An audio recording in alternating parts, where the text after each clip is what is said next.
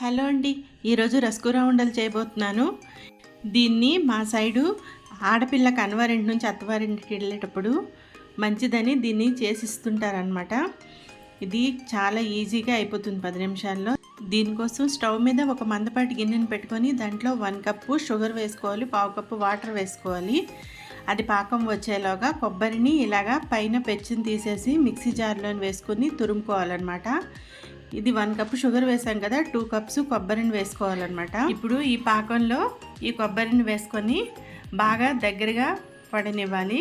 దాంట్లో కొంచెం ఇలాచీ పౌడర్ వేసుకోవాలన్నమాట. ఇలా కలుపుతూనే ఉండాలండి. అదంతా ఇలా దగ్గర పడినంత వరకు మనం కలుపుతూనే ఉండాలి. తర్వాత కొంచెం చేతికి నెయ్యిని రాసుకొని కొంచెం వేడిగా ఉండేటప్పుడే మనం ఉండలు కట్టేసుకోవాలండి, లేకపోతే గట్టి పడిపోతుంది పాకం.